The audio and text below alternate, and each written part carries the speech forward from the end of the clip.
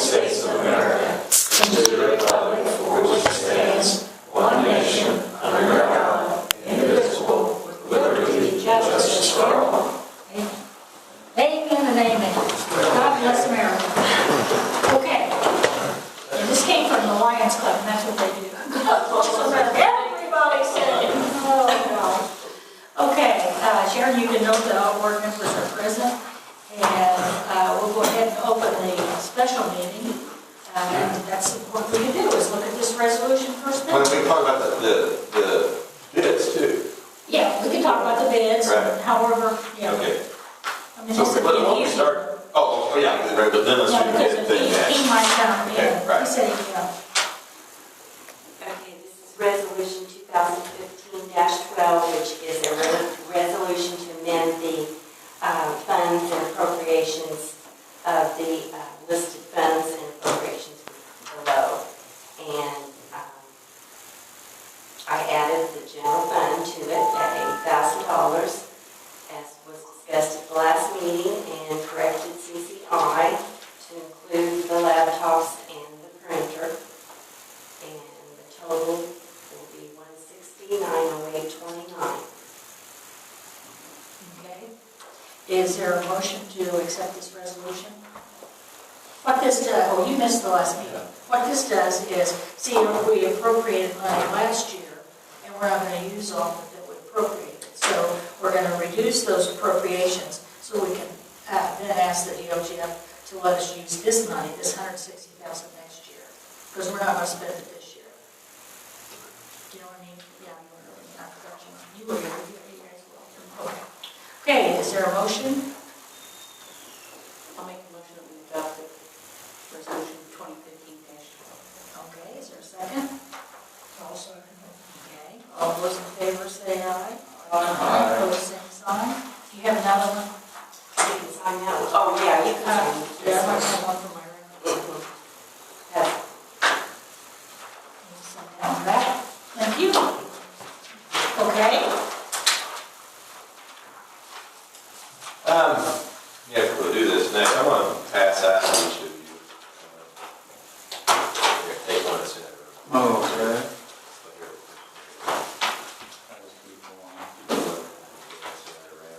And one of these is sitting around. Kids, this is an issue that I need you to really kind of give careful consideration to, and we're going to need to make a decision about it. Probably at a meeting that we'll need to call sometime next week. There's going to be a couple of reasons why we'll need to have a special meeting before our December meeting. This will be one of them. Bids were received on November 5th on the water improvement projects. One was the sort of water line system improvements, the other was the water tank. The water tank bids were submitted by two different contractors. One was Phoenix, and one is Caldwell. What I'm sending around to you is a memorandum that is from me to you as the client. It is privileged communication because it is covered by the attorney-client privilege. I would like for you to keep those to yourselves for now. And I don't know, I don't know that Jeff ought to have it. Okay. This is for just the council. Oh, okay. Okay. Nothing personal, Jeff. Oh, I don't care. I have a letter. Let's hear Here's, it.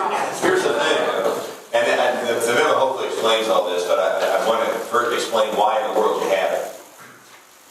Phoenix and Caldwell are the two bidders that submitted bids on the water tank. Those are the only two we have. Phoenix submitted bids about $100,000 lower than Caldwell. This is water tower on. Water tower? Water tower on. Under state statute on public works projects, and all of you know this part, there is a requirement that public agencies like town councils, and of course, same requirement for state public works projects, requirement that a contract be awarded to the lowest bidder who submits a bid. And so when we advertise the bids, and we hope to get a number of contractors submit bids, it's all about the competition. It's all about trying to affect the lowest cost for the public works project by requiring that the bid process be competitive. And then ultimately, because you're spending public dollars, you are required to take the lowest bid of those that are submitted. But the bid has to be an eligible bid. It can't just be the one that is the lowest number. It also has to be what the law calls responsive and responsible.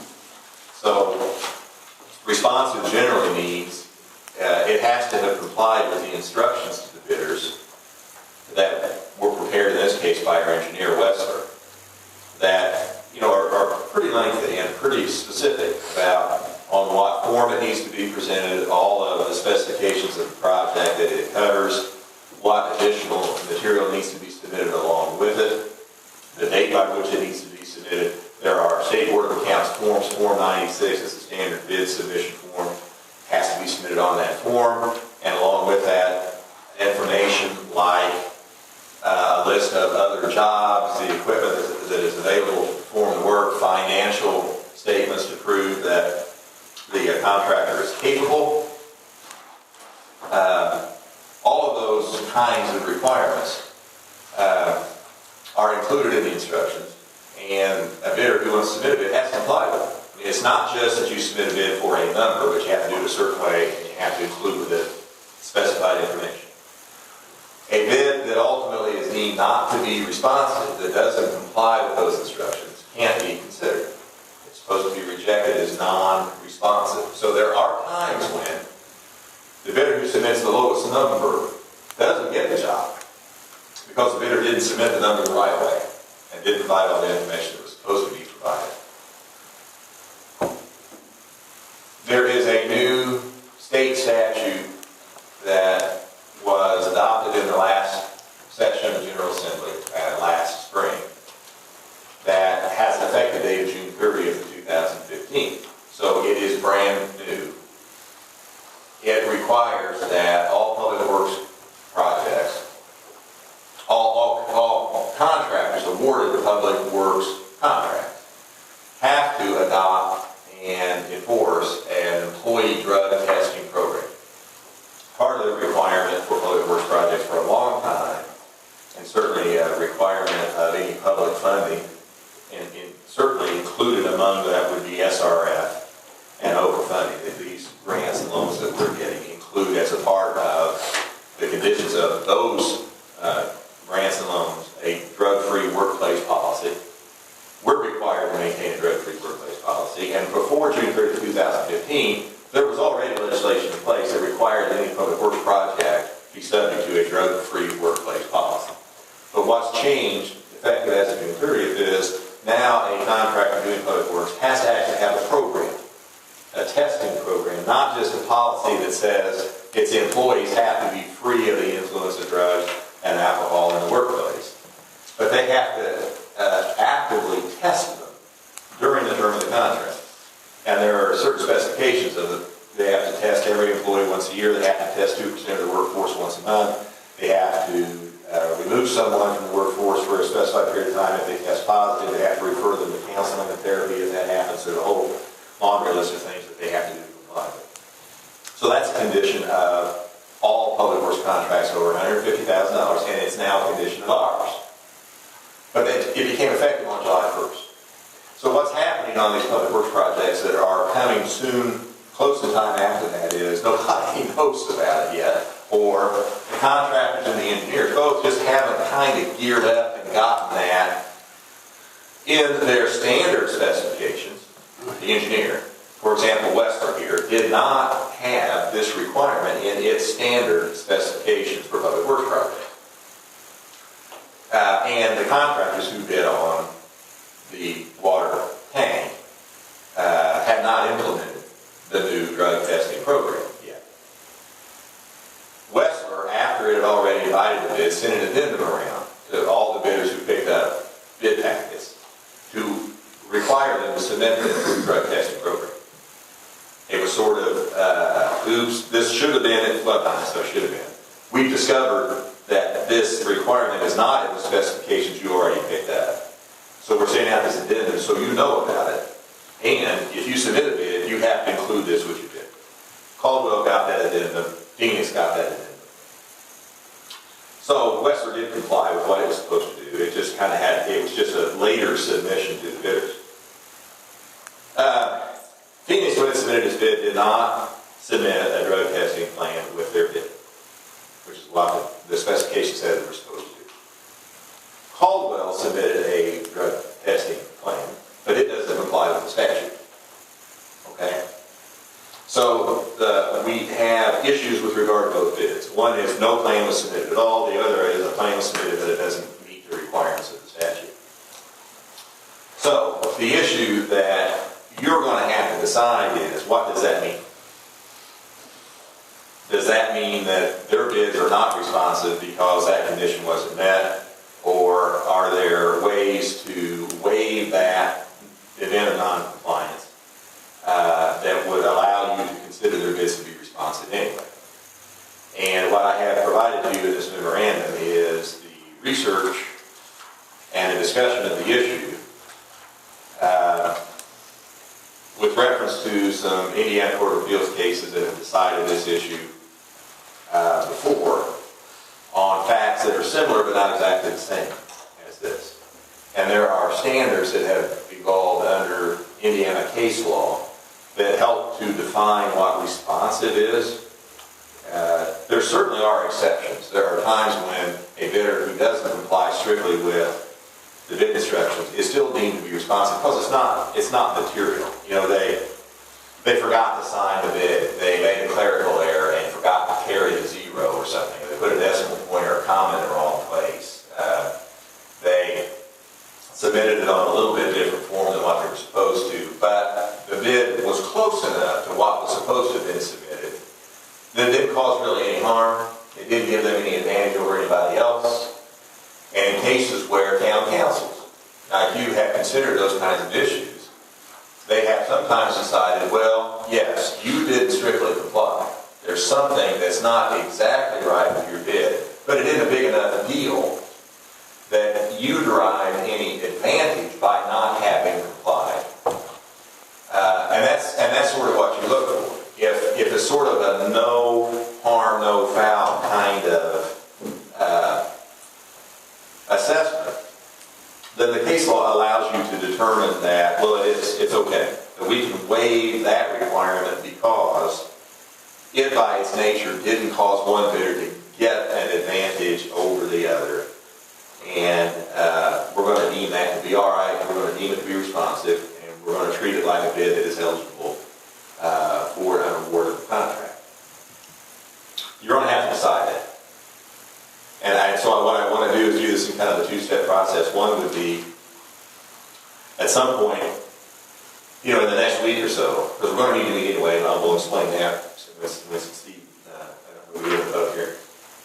We're going to need to meet anyway. What I will want you to do between now and then is take a look at this stuff, kind of familiarize yourself with it, and think about what any questions or concerns you might have. You can call me, talk to me before then if you want, or just be prepared when you need to talk about it then. But I'm going to ask you to make a determination about the bid that Phoenix submitted. And the first determination would be, do you think that it is responsive? Do you think, based on the standards that you're supposed to apply to these facts, that it comes close enough that it's responsive and eligible? If it is, then we need to vote. We need to take formal action to make that decision. And then at some point down the road after our loans close, you would then make the decision to award the contract to Phoenix because you earlier decided you could, because the bid is close enough to the specifications that you've decided it's responsive and they're eligible to be awarded the contract. In turn, if you would decide no, they're not, then we've got to go off a little different direction. But I think that's the process. First, is it responsive? Are they still in the game? And if they are, then the next step would be, okay, they get it. Because there's is the lowest number, right? You got all that? So that's what this is about. And take a look at it, and we'll set a meeting out, first part, middle part of next week or something, whenever it fits all of your and then we'll talk about it more, and then ultimately take some action on it. Okay? Good enough for now? Jim, I'll ask you a question now. Yeah. I think Mark wants to add. We can ask a question now. Oh, yeah. If we do decide that it is a responsible bid and decide to award it to them, then they'll have to submit us with some. Yeah, and they have. I didn't mention that, I guess I could. We have, since we discovered that they hadn't submitted it, we've asked them to submit it. Okay. Two things. One, that supplements the bid so we get what we're supposed to. The other issue is, we can't enter into a contract unless the contractor has this program in place. Right. So it's sort of a requirement of the bid, but it's more importantly a requirement of the contract. So before we can award the contract, if we get to the point where we think we can, we have to have it. And in fact, as the contract is ongoing, if that program stops, or if they're not implementing it and administering like they're supposed to, the contract kind of becomes void. But, I mean, this is a big deal. We can talk sort of philosophically about whether we think the legislature ought to have its hand in controlling private companies and how they test their employees for drugs and all that kind of stuff, but as it turns out, they have decided to do that. And so it's here, and that is the standard now. And it's new enough that it's kind of fallen through the cracks a little bit here at the beginning. Yeah. We will, if everything's on the table and we decide to go that route, we will be covered. We will, and we actually have it already. And I have confirmed that it does comply with the statutory requirements. Okay? So, Will Westler look at their bid, $100,000, that's an awful lot of money, lower than the other guy. What if they didn't put enough money for something? Does Westler look to make sure they can actually do it for what they're bidding for? Or? well, you sometimes worry about that, if somebody underbid and kind of messed up and they're going to get into it and wish they hadn't. But we really don't have much discretion about that. And, I think when that happens, there isn't some caveat in the requirement of lowest responsibility to say, well, if you think it's too low, you can reject it for being too low. If it's too low, great. We're getting it done for a lot less money than somebody else. I think then the burden kind of falls on the town and the engineer to scrutinize that contractor even more closely because you're worried that their corner's going to be cut, something like that, because they've messed up and underbid. But we don't have any way to do things any differently because we suspect that. And I think too, I don't want to speak for Westler, but in the conversations I've had with them, I think that if someone from Westler were here, they would say, we're not surprised that it's that much lower.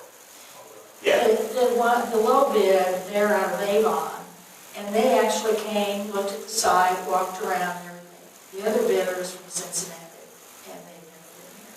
And what happens sometimes, So, Chad, that kind of gives you... particularly in cases like that, where they're farther away, or they may be bigger, or they may be busier, that there will be contractors bid on public works projects that will think, well, if I can get it for this amount of money, and I can make more on it than what I would normally make, I'll do it. But if I can't really kind of hit a home run, I don't want to mess with this. And so you see disparity in the bids, and I think most of the time, it's not because the lowest bidder is too low. It's because the next bidder decides, if I'm not really going to make a bunch of money, I'm not interested. And so it's not that one's too low, it's the other one's too high. You think that's right? Oh, absolutely, yeah. So, Okay, well, we'll operate these things, and Thank you. before we finish, we'll set that together meeting. Okay, so we're going to let the public hearing open up. You're up. Okay. This is a public hearing on the rates and charges. And the rates and charges need to be increased in order to be able to pay the operation, maintenance, repair, and replacement of debt service on the existing debt that you have at the bank loan. And we still provide the requirements for the new loan, yes, sir? Go ahead. Go ahead for a reason. And go around the corner. So I presented study previously, and we presented the rate study previously with a higher amount than we thought we were going to be able to close on because we had a tight closing schedule. We got $500,000 of free money from the state revolving loan fund so that with the understanding that we could close this loan quickly. So we didn't want to have to go back and introduce a rate ordinance and introduce that rate ordinance again and go through the advertising procedure for that and take that additional time. Additionally, the SRF interest rates will be going up again on January 1st. We're certainly going to close before now. Interest rates are supposed to be on the rise. They're supposed to go up in December. And the SRF uses the AAA rated GEO municipal market data, interest rate data, and we got a 9 grid matrix of interest rates, and municipal market data is 80% of that to their highest rate. So it gets a little confusing, but when rates go up in the general market, rates go up for the SRF also. The SRF only raises their rates every quarter, so we wanted to make sure that we got in for that. We've got an existing piece of debt outstanding with People's Bank loan, and what I've done with this new rate study is to look at the financing that we're going to have for the new bonds and treat them as if they're essentially one financing over 20 years, so debt level debt service for 20 years. And that enables us to come up with a lower amount than I was able to show you at in the previous rates. So what it comes down to is, I think Lee has got 2 different rate ordinances for you to choose from. And on page... 11? Is that the rates you want to see? Yeah. Well, yeah, that's the 5-year rate. What I want to show them is You want to add? everybody knows the pages I want you to 24, and that shows you the different options. We've got a break-even rate, and I never recommend the break-even rate. And then we've got the rates without the rate increase, and then we've got the 3-year rates, 5-year rates, and the 7-year rates. The 3-year rates represent a 19.5% increase, and the 5-year rates represent a 22, a little over 22% increase. There's no reason for you to choose anything other than the 5-year rates. And I'd still recommend the 3-year rates for you. That's going to provide plenty of money to close your loan for you to operate on in the future. And that's only a 19% increase. Actually, that's much better than 38. Yes, it is. If you want to look on page 28, which is the page everybody looks at, because everyone wants to know what the rates and charges are going to be for them. And the rates and charges, the minimum bill, including the higher fee, currently is $30.97. And under the 3-year rate, that would go up to $37.01. And with the 5-year rate, that would be $37.90. Indiana Department of Environmental Management states that the average typical residential household uses about 4,000 gallons of water a month. So I've done that in bold, and you can see that currently that user pays $36.90 a month for water. And under the 3-year rates, that goes for $44. So there's a big increase there every month, about $6, $7 a month. But I think the good news about this project is you're getting your water system in such a good shape that you're getting $1 billion of free money. And that's just incredible for a community your size on a $2 million project. We able to get it down to $1,050,000 of free money for the project. So the loan's only like $982,000. It goes on 2% interest rate for 20 years, which is just an incredible interest rate on a loan for that loan. The State Revolving Loan Fund is a subsidized loan program. It's a state-run program. It's federal money, and it's just for communities that's nearest for water and wastewater projects. And you just can't get a better interest rate on your money than you can from the State Revolving Loan Fund. So, the process might be interesting here too for you to know. We've got a grant from Oprah. We've got a grant, forgivable loan, which turns out to be a grant from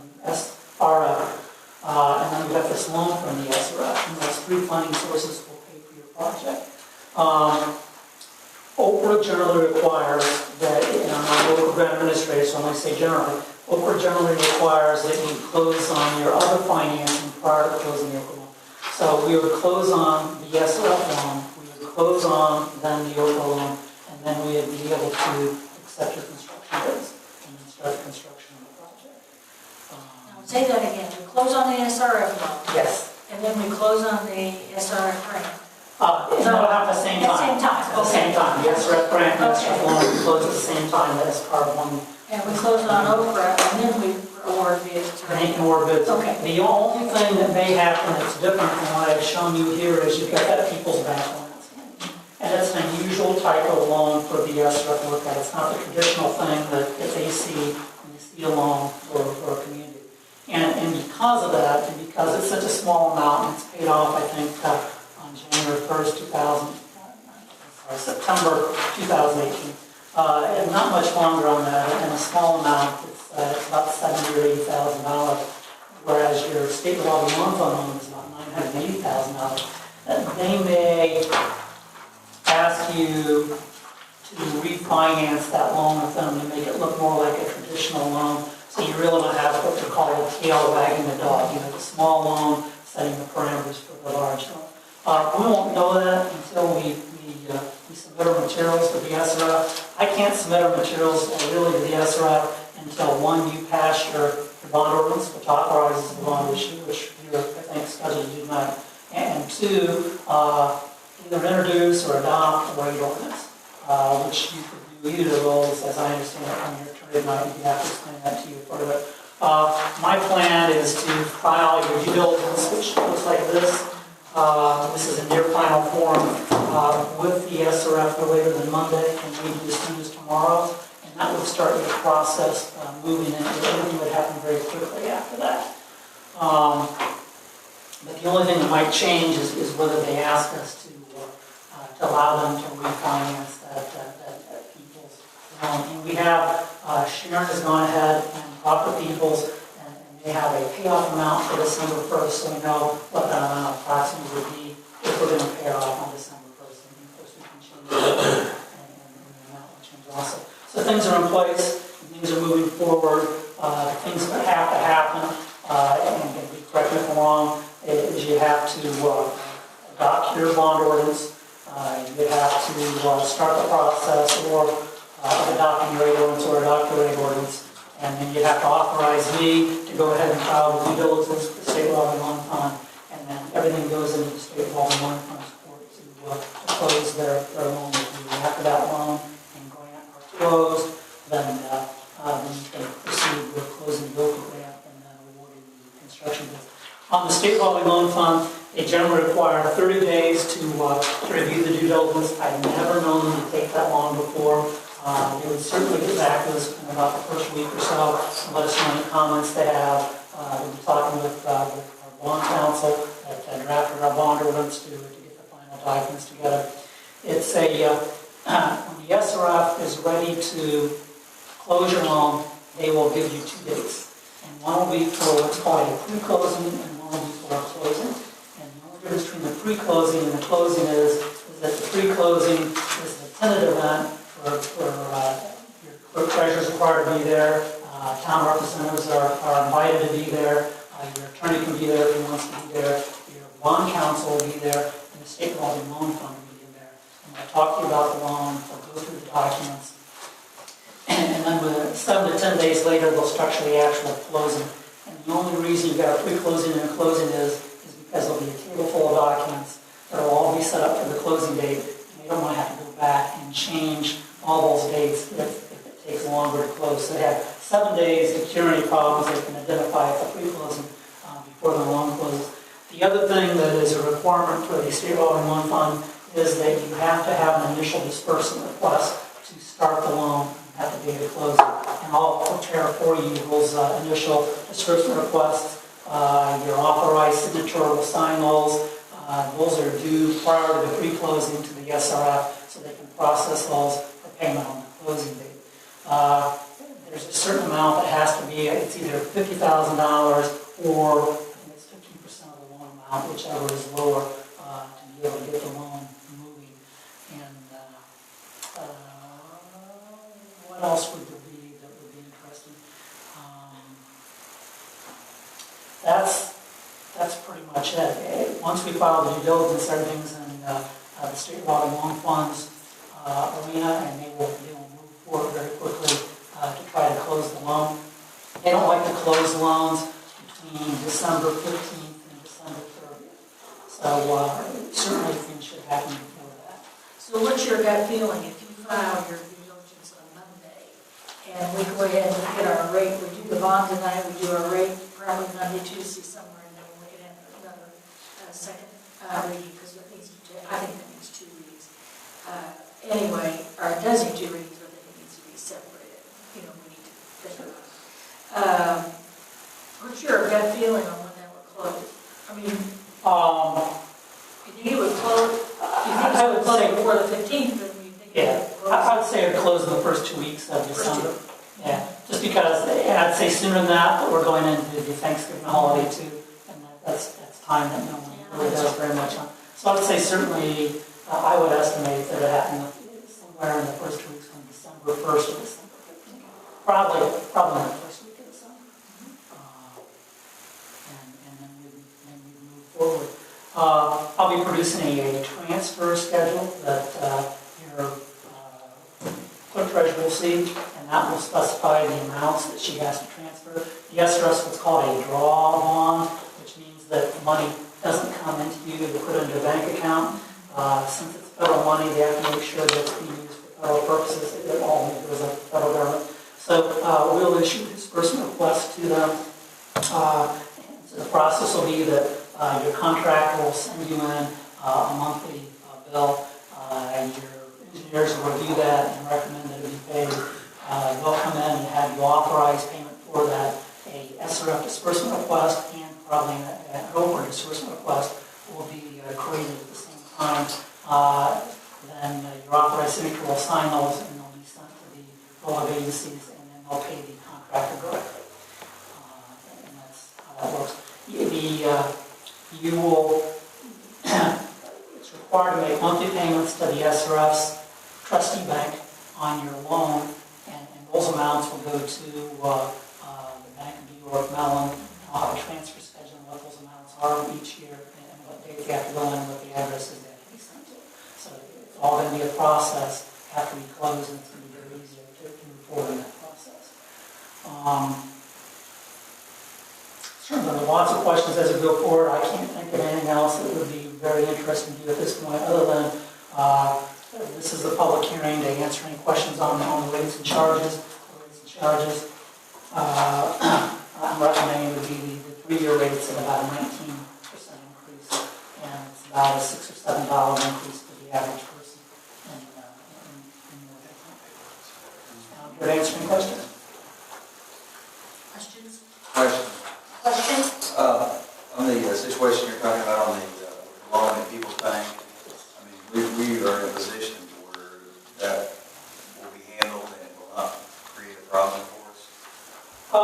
That's really up to the state revolving loan fund. If they think it's a problem, they're going to offer to take it out, which means that they will offer to refinance that loan with their own money as a separate loan as part of the closing at a lower interest rate than you're currently paying, or the same terms, or the same length of the loan that it currently is. You're currently paying 4% on that, and you're paying 2%.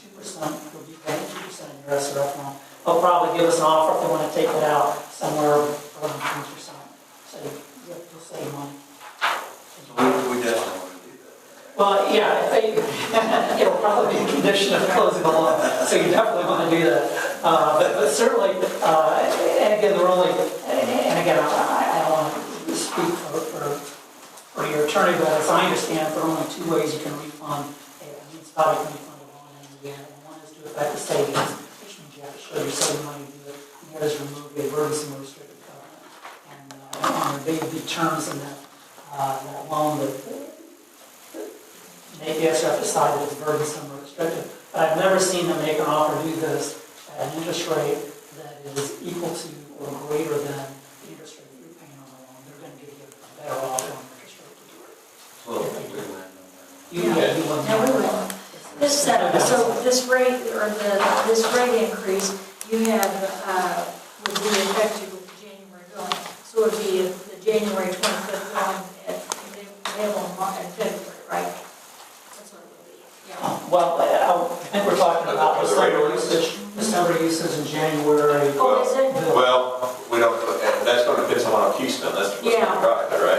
paid 6 to 8 weeks, because that was in our contract. I was on that after we talked. I don't know whether we can get it.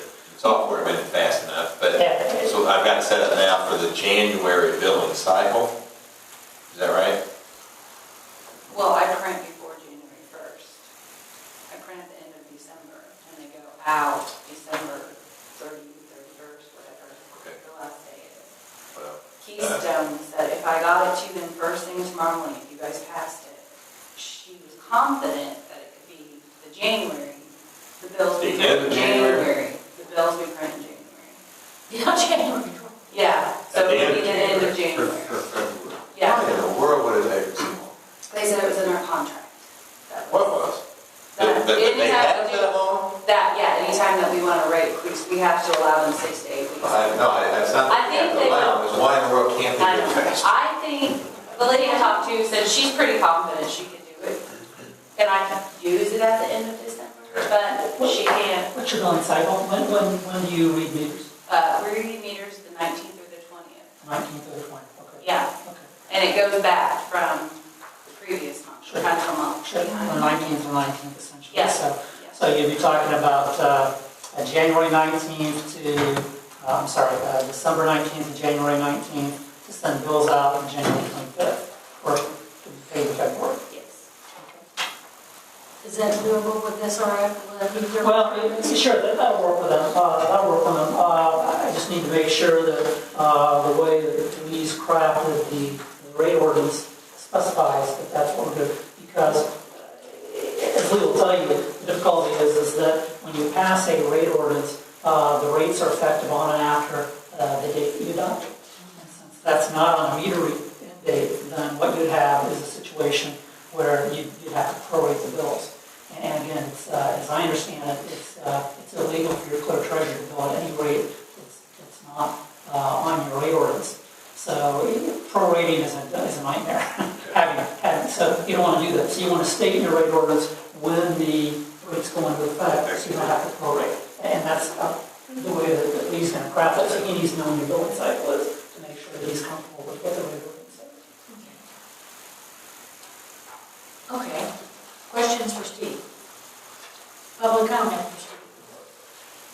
And before we close the public hearing and public comment, I passed out the ordinance. And I think, Steve, these are the 5-year rates on page 11, right? Yeah. You don't have an illustration of the 3-year in here?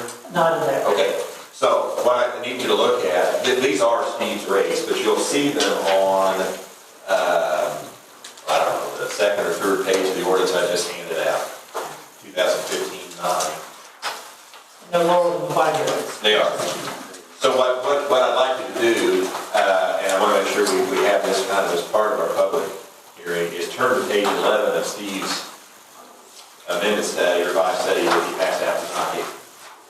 And then page 2 of the ordinance.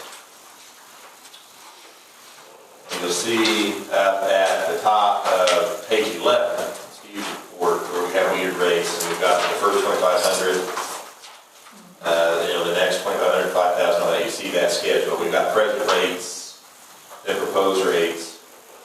If you look at the proposed rates, and then look at page 2 of the ordinance, at the same sort of language, which is those 4 numbers on the right-hand column at the top. The 5-year proposed rate is 1245, the 3 years 1216. The next increment, 2,500, 5,000, we're looking at 483 to 472, at 405, 396, 250, 244. All meters, which is going to be the minimum monthly fee, right, the sort of fixed charge, not the usage charge, is the rates on page 11 are $31.13, and the ordinance is $30.40. Then higher rental, $677 as compared to $661. From there on down, everything's the same. So that I'm showing you that so you see the difference in the numbers between the 5 and the 3-year rates. Okay.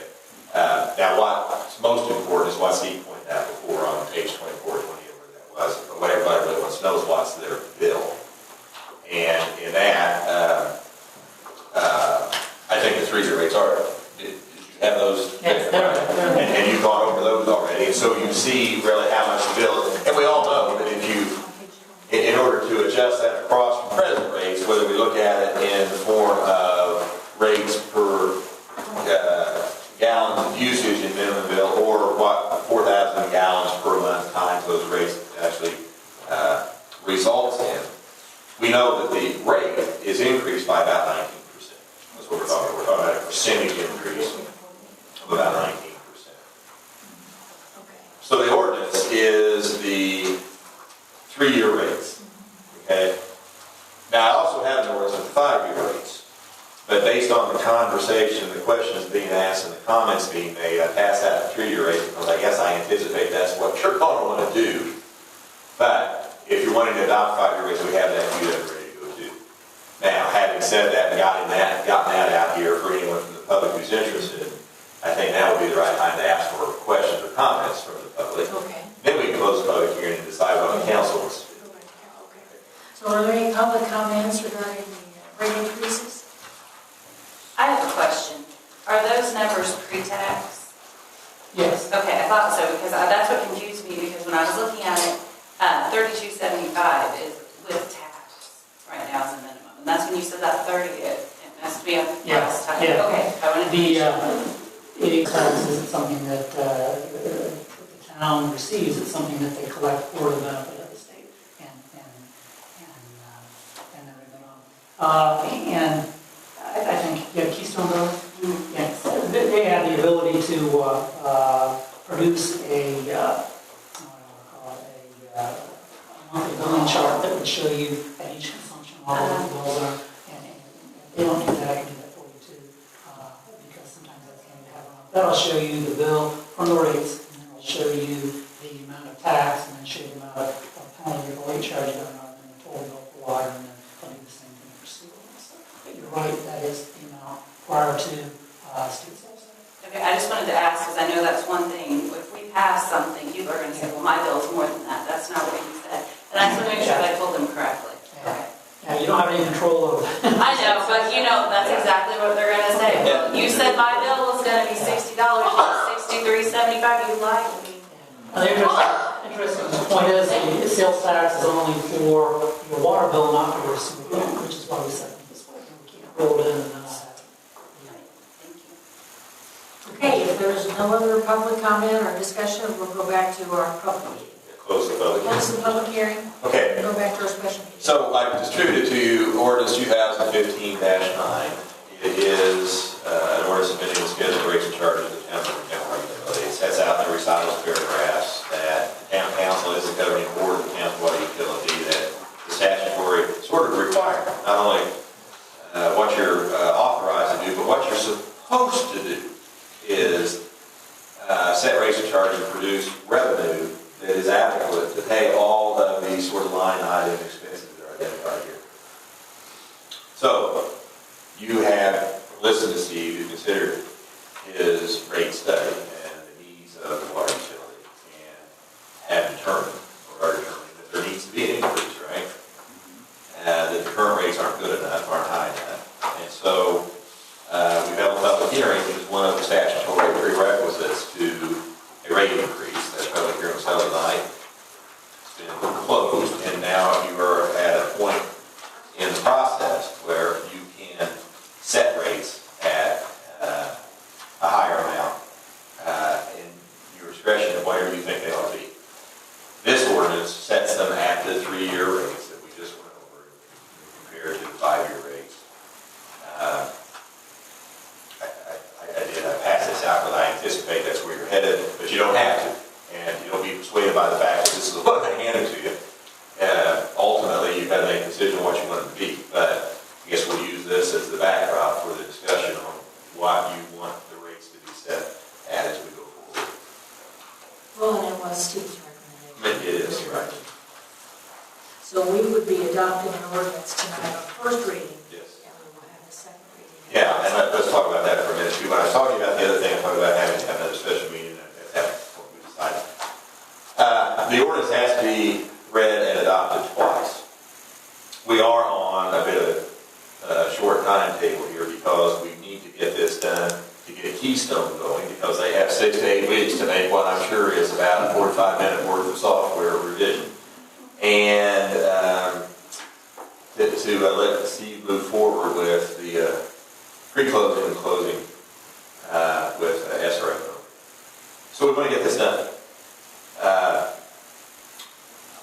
We could suspend the rules, read it twice tonight, and adopt it.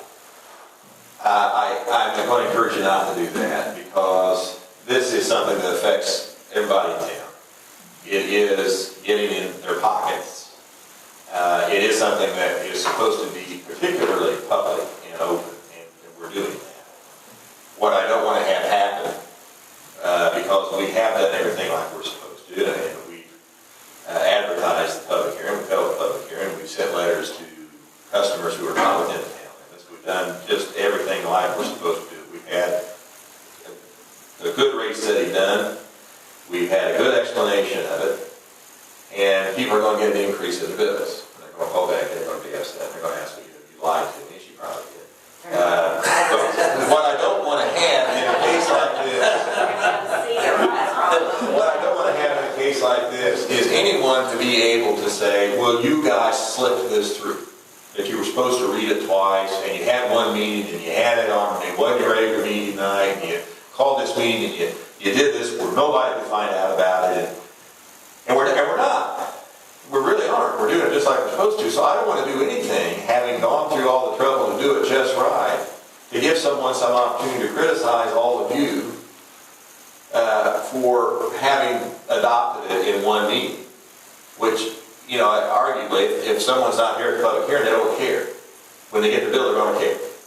So I would prefer that we do this at a second meeting in a second reading. If it's, you know, a matter of some little trivial amendment, we got suspended rules and does things in the past. You know, we want to amend the salary ordinance so Jeff gets his raise and he gets it sooner rather than later, or we want to clean up something that we've done before. But here, given that this, you know, to a lot of folks, it's a lot of money.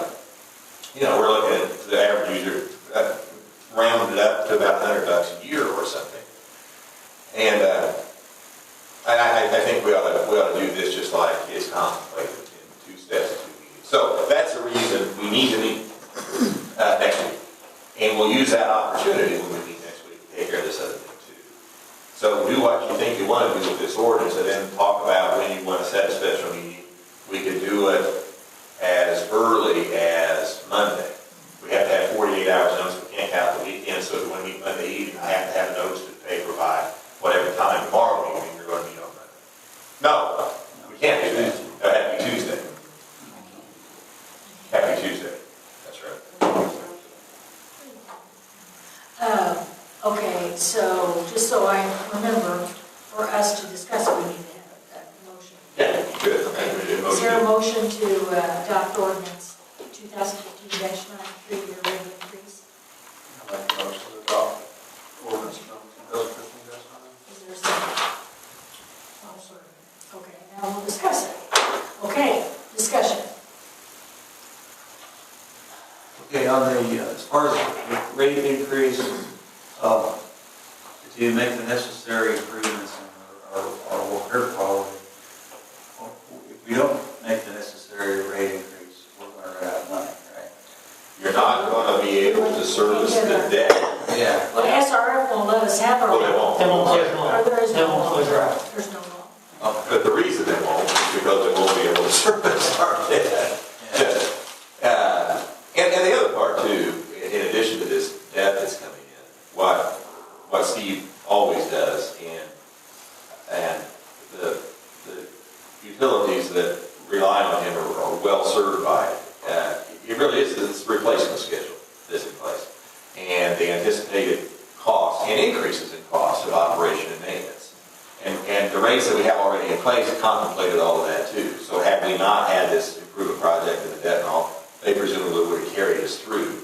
But in addition to servicing the new debt, we also were looking at the additional increase, some small percentage of which is to take good care of the system and the improvements and the employees and the equipment as we go forward.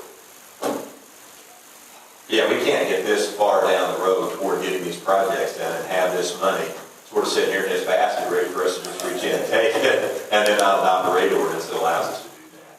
Well, the other thing is, and this is just so much better than what we thought. Because the bid, I mean, everything's just fallen into place. The bids came in lower total, came in lower, so we're not, the debt will not be as bad. We got $500,000. So, I mean, it's, yeah, things have just really fallen in. So, And I think too, I know you made this point, and I don't know whether you want to share it, but we also have some obligations of the utility that are going to fall off in the next couple of years. yeah, he's got And one of the reasons the 3-year rate, though, also makes sense is during that term, our situation improves a little bit. And so we don't necessarily have to project out quite as far because we're going to get a little ease in the debt service expense for some of these other obligations that are going to fall off, right? That's right. Okay, so a motion's been made. Is there any discussion? Any? No, Art? Walter? May I say one of the things? Yeah, oh, sure. I have written in this right now, in section 3, that the rates and charges, Yes. no, 4, the council authorizing and directs appropriate officials and take all necessary action to implement, bill, and collect the rates and charges approved and adopted during the beginning of the January 2016 billing cycle. Which would be what we just talked about. It would be the one that Keystone says is the one that they'll try to get. What I may do, and if you think this works all right, is amend that when you consider this for the second time to say that we will do it just as soon as necessary changes in software and billing procedures permit. Now, if we were to do that, That's fine, but can we put a no later than in there? Yeah. too? Because my concern is that the state of Oklahoma looks at this, I want to know when those rates are going to go into effect. Okay. And if it's. would it be better just to leave that alone? It's up to you, I'm just Okay. worried, and we can certainly put that language in, Okay. you just stated, and then maybe put another sentence that says, but no later than. The January billing cycle. Or the February billing Right. cycle, or the March, just so the SRF can say, well, we know it's gonna happen before this date, Okay. and then we're okay with it. Otherwise, we get comments that, Steve, we don't know when your rates are. Well, if we just leave it with the January billing cycle, we're not going to have a problem with that, are we? Yeah. I don't believe so. Okay, then I'll just leave it the way it is. Okay, so we have a motion on the board and a second, and discussion, I think this, everybody's on wind. Is there, all in favor say aye? Aye. Opposed, same sign. Okay, that motion carries. Now, you said something about we need to authorize you to file your due diligence. Is that going to be in the form of a motion? No? It really doesn't, well, it's up to Lee can tell you whether he's being a form of motion or not. Well, if it does, we can do it now. That's just all. Lee, what's your recommendation? Well, I suppose I was further on the side of Yeah. taking action. Sure. Um, Okay, so we need to have a motion. I would go ahead and make a motion to authorize and instruct Steve Brock to submit his due diligence Due diligence. and to proceed with the necessary efforts, submissions for the SRF and OFRA pre-closing and ultimately the closing. And so let's authorize Steve to do all the things we needed to do to get us kind of across the line. And then that'll be done. And we're going to want to do that anyway. Yeah. So is there a I'll motion? make a motion for Steve, or whatever it takes to get us. Whatever it takes. Whatever it takes to get to the finish line. Okay, is there a second? I'll second. Okay, discussion? All those in favor say aye. Opposed, same sign? Okay, check, okay. And the bottom ordinance. You adopted ordinance 2015-10, is that what we decided? Yes. Okay. That's the bond ordinance, it's an ordinance authorizing the acquisition, construction, installation, equipping, by the town of Morgantown of certain improvements and extensions to the waterworks, and for the issuance and sale of bonds to provide the funds that are needed for those projects and improvements. It does a little bit more than just the bonds. We're actually sort of authorizing the projects. We went through this, didn't read all 900 pages, but we did kind of go through it last time, and I explained what it does. It authorizes the improvements. It authorizes the town incurring debt. It authorizes the and incurring debt in the form of bonds that it will offer and sell. It authorizes and requires the repayment of those pursuant to the statutory requirements, which, as you've heard about, making payments on time, making the semi-annual payments in January and July, payments each year, covering a debt reserve of 1.2 or 25% that we have to have in place to make sure that we have money there to cover the payments, making deposits to the Bank of New York, I think monthly, to provide for that coverage and to have the payments to look at the payments accumulate each month, so when they're due, semi-annually the money's there to pay them. All of the mechanics of that are also included in the bond ordinance. The form of the bond itself, the procedure by which they will be offered and sold, and the procedure by which they also will be redeemed and paid. So, we need to approve it so we can get on with this, but we also need to do that tonight, so Steve can take that along with him when he does everything Chad's authorized you to do. Ultimately, SRF is over it. Let's get her done. They're not going to give us a loan if we haven't authorized the taking of the money and the repayment of the money, and so the bond ordinance does that for us, along with the rate ordinance. So, we show to these lenders and these grant makers that we've done everything we're supposed to do to make sure that this goes the way you expect it to. And we're going to have to be able to hand those to them in order to get this thing closed. So this is second reading. You've adopted it once before, so second and final on November 12, 2015.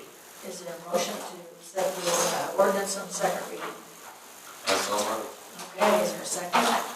Second. Okay, discussion? All those in favor say aye. Opposed, same sign. Good, motion carries. Go ahead. Well, should we give that to you to take and send it to Scott around to you, or how do you want to walk out of here with it tonight?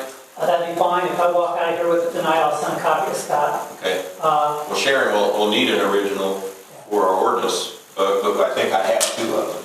Okay. So I don't think I've messed up either one of them. So if you can find the signature page. I'll find the signature. That's back in there someplace.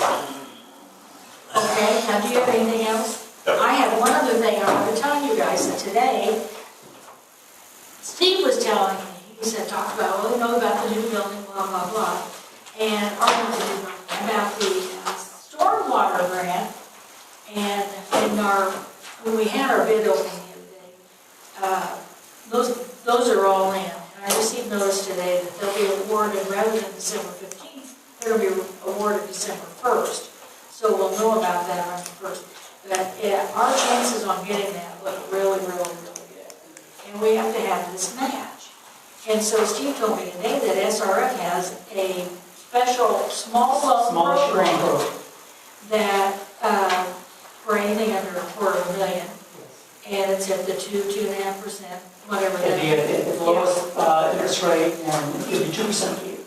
2% interest rate, and so we can borrow our match from SRF rather than having to practically drink take our wastewater and take that $100,000 out. Of course, we've got it, but it was going to just take a lot out of wastewater and general. So anyway, go ahead. Two additional things, and because these listen also, this loan program, this small issue loan program, is a state program, not a federal program, that the SRF uses with money that comes back from its repayments. It does not require the use of loan counseling. Okay, which is everybody's laughing. The other thing is, it's got to be requested, and I've got to ask whether they've got the money to do it or not. And they've never turned me down, but I can't say that it's guaranteed. It's not one of the normal loan programs. But if you it doesn't cost anything to ask. You just have to let me know when you want me to. And that would be best done after you hear. After we hear on December 1st. So yeah, the SRF works very closely with Oprah. In fact, they meet quarterly, and they're always trying to find ways to benefit each other's programs. And the SRF has special programs.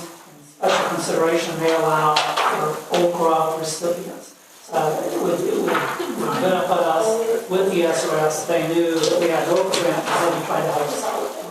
That would really be great. That keep you happy. Well, it's just like we really need $15,000 to do the electric line up to our lagoons, but we're gonna have to kind of put that on top 15,000. What was it? 8,000, anyway. No, it's 12. Well, anyway, it was money to build a line out to the lagoon. Yeah, I found that. There's just two places in here, right? What page are you signing on? I think it's 48. And, No, this one you actually signed the bond, not the ordinance, I think. well, 48 is the evidently the limits. Well, it's okay, yeah, here it is. It has to be signed. 48. You're They right. both have to be signed, right? Well, but we're not, the bonds, we're at the point that the bonds are actually sold. Oh, okay. That's just a form of the bond. It doesn't do any harm. There you go. So, Just well, I'll have you sign make this other one too, Just make a bond. on 48. You Yeah. can attest that one. Well, I think that's great. And we'll be, as soon as we hear about our loan at our next meeting after that, we'll probably give you a shout. Because that, like I say, it looks good, but we'll get that money in. That's great. And then 2% money. Yeah, that's You're awesome. kind of handy to have around. Well, thank you. Yes. While you brought that up, just fresh in mind, just to let you guys know, that for right now, we're trial and error. We are moving one of the fusion pumps over to the second cell, but we are having to keep it close to the bank of the first cell because that's as far as we can move the electricity around. But it is eventually going to have to, we are going to have to move another fusion pump around to it. And that's another reason why we need eventually looking at electricity. Question. We talked about the bid for the tower, for the water tank. Is there any problem with the other bids as far as? No, we, not that I'm aware of, there isn't with the same problem. Okay. And we were very much worried about that. Yeah. Well, they have. But the lowest bidder on the contract A, which is the system improvements, Right. had their program submitted to comply, so they were a little ahead of the curve, fortunately. And Lester's done all, I mean, they just did that really quick. But they went through and they've done all the work and got those figures to you, so, yeah. Okay. They pushed this project forward very quickly. Yeah. So that we could get this one.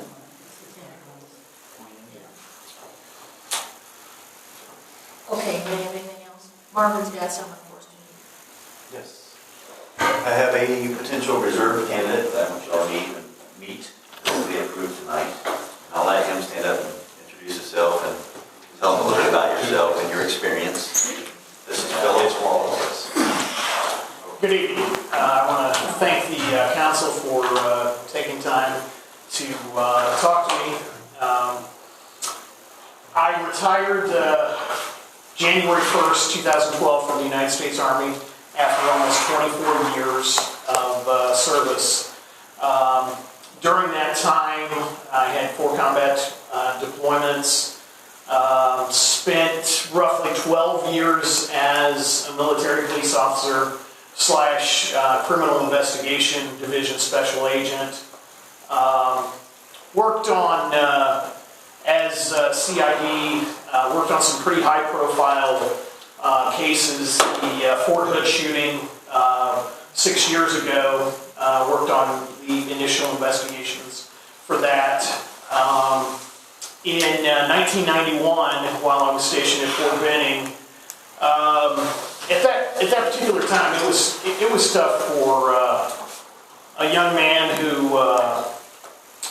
was single to make a living in the Army, and I went to work for the Columbus, Georgia Housing Authority Police, and spent a little over 4 years working for them, and that was a very interesting assignment. It was right when the crack epidemic was hitting southern Georgia, and It was definitely unforgettable. And then I had a PCS move to Fort Knox, and decided that I wanted to go to college part-time, and so that didn't leave any time to work part-time. In 1997, moved back to the Indianapolis area and went to work for the Marion County Sheriff's Department, and spent until 9/11 as a reserve deputy for the Marion County Sheriff's Department. And in 2013, went to work for the Sheridan Police Department. And during that time, worked closely with the Hamilton County Emergency Response Team.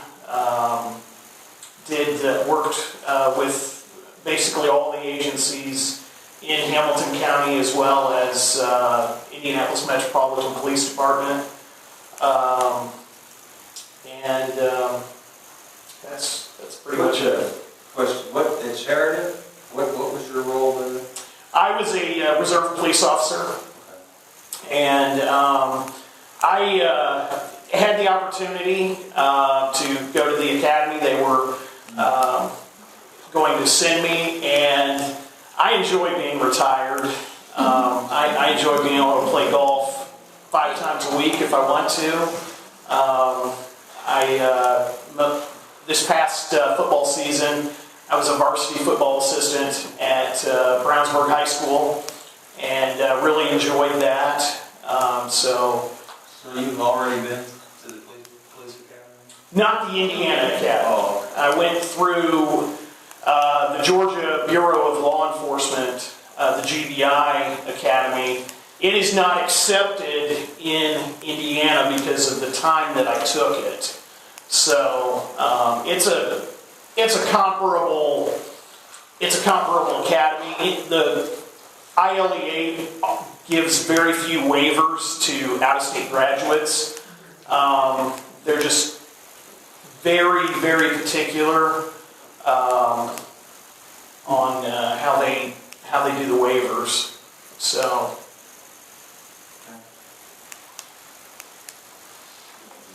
Jenny, you got any question? No, I'm impressed by your... Walter, you got a question? Chad, you have a question? I have one question now. Yes, ma'am. You know, if you're a reserve, you're expected to work 16 hours a month. Now, you're not going to have any trouble with that, right? No, ma'am. No, I ma'am. didn't think you would. That's exciting. Okay, so, anybody have any other questions? So we would be hiring on a probationary basis, right?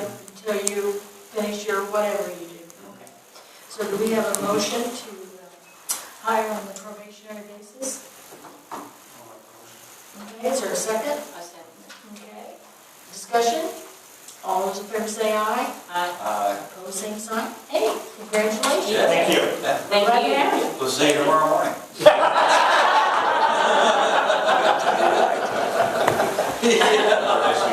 Our next meeting, that's the next thing on my little list here. Okay, so Penny, you're on Wednesday? And Thursday. So what do you guys think? Wednesday? Thursday?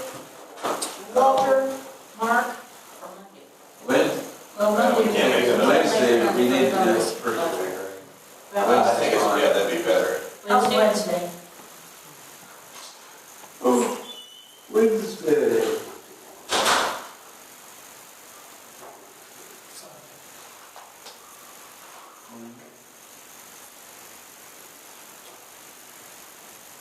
What do you? Are you okay on Wednesday? Well, I think, yeah, I think I am, just to be sure. I find them silly, whatever the calendar is. Too many icons. It's fine. This is my reserve, I want to get through. There. No way. Okay, that's like once. Okay, so what time do you want to do it on Wednesday? I don't care. What time do you want to do it on Wednesday? What's good for you, Lee? 6:30? Yeah, I mean, I preferred it earlier, Yeah. but it doesn't have to be. We can do it in the anytime will work.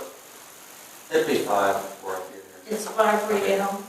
You'll make it 6? 6? 6, sure, okay, 6 o'clock. I think I will. I think so. 18. That's the day of the senior citizen Thanksgiving lunch. Okay, so, yeah, okay. Oh, yeah, we can wait till next week. Well, December 31st, I'm resigning my seat on the county council. March 16th. Well, I think You want to tell us why, or is it Yeah, personal? Personal reason. Yeah, we got you. That's okay, we're happy. Okay. Thank Any you other very much. business? You've done a great job. Oh, my You gosh. have. Motion to adjourn? No. Is there a second? Stay in touch. Adjourn. Yeah, you got it, Jan.